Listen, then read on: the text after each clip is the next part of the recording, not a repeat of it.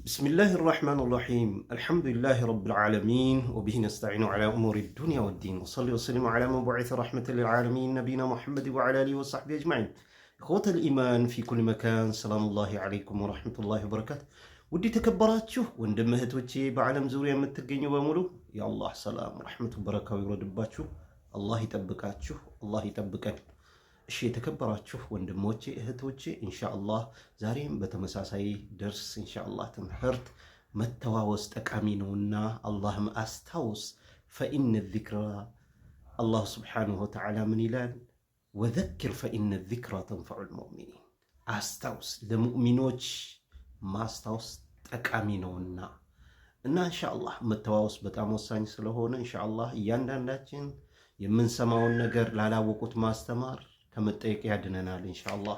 ታዲያ ዛሬ የምንማማረው ስለ አርካኑል ኢማን ባለፈው ጊዜ እንግዲህ ስለ አርካኑል ኢስላም የተወሰነ ስለ አላህ በብቸኝነት ማምለክ እንዳለብን የተወሰነ ያህል እየተዋወስን ነበር።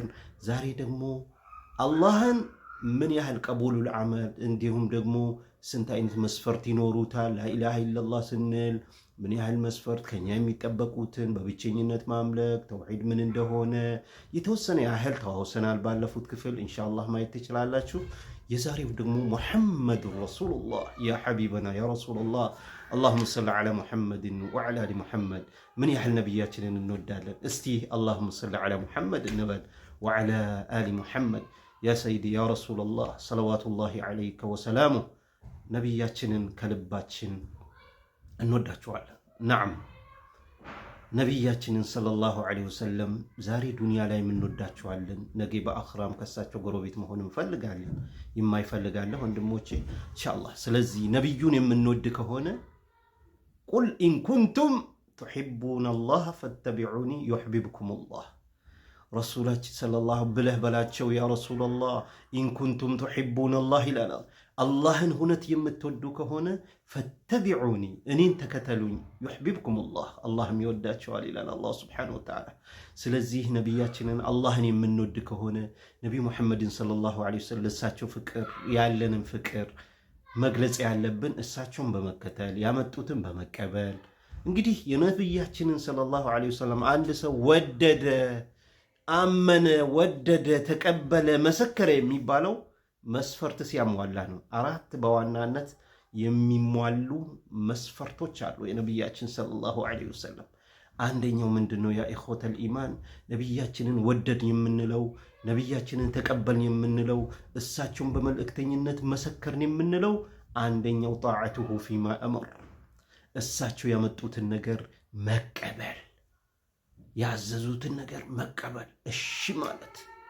እሺ ያ ረሱላላህ ሰለላሁ ዐለይሂ ወሰለም ቁርአንን አመጡልን፣ በሳቸው መንገድ ቁርአን ወደኛ ወረደ፣ እኛ እንድንሰራበት። ይህ ዲስቶር ማለት ነው፣ ህገ መንግስት የአላህ ህግ በዚች ዓለም ላይ ያወረደልን ያሰፈረልን አላህ ሱብሓነሁ ወተዓላ የላከልን በነቢያችን በኩል ሰለላሁ ዐለይሂ ወሰለም መተግበር፣ ማንበብ፣ ከዚያ በኋላ ማስተዋል፣ ከዚያ በኋላ ትርጉሙን ማወቅ፣ ከዚያ መተግበር ነው ከኛ የሚጠበቀው። ኢኽወተል ኢማን ቁርአንን የአላህን ትእዛዝ መቀበል፣ የረሱላችን ሰለላሁ ዐለይሂ ወሰለም እሳቸው የተናገሩ ድርጊቶች የሰሩት ድርጊት የነቢያችን ሰለላሁ ዐለይሂ ሱናቸውን ተከተልን የምንለው ሶስት ነገራቶችን ስንተገብር ነው።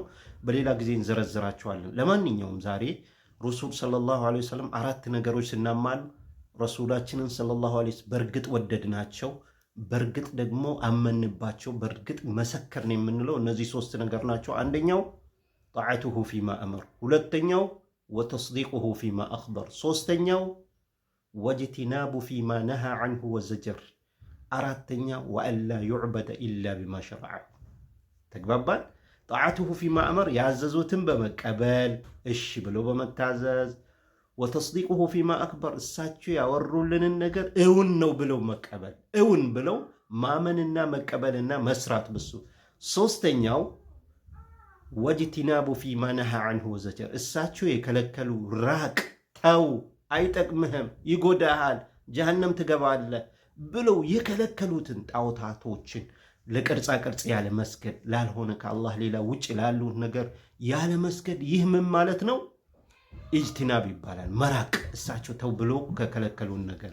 ሌላው ደግሞ ወጅቲናብ ፊማ ነሃ ዐንሁ ወዘጀ ወአላ ዩዕበደ ኢላ ቢማ ሸረዐሁላህ።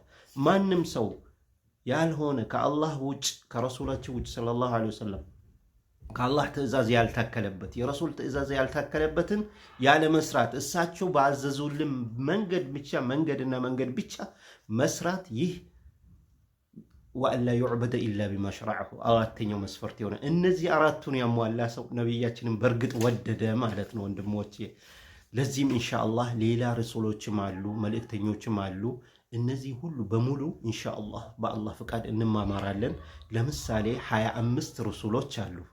በአጠቃላይ የነቢያችን መጨረሻ ግን ነቢይ ሙሐመድ ናቸው ሰለላሁ ዐለይሂ ወሰለም። አሽረፈል ኸልቅ ከሁሉ አላህ ያበለጣቸው ረሱል ነቢዩ ሙሐመድ ናቸው ሰለላሁ ዐለይሂ ወሰለም።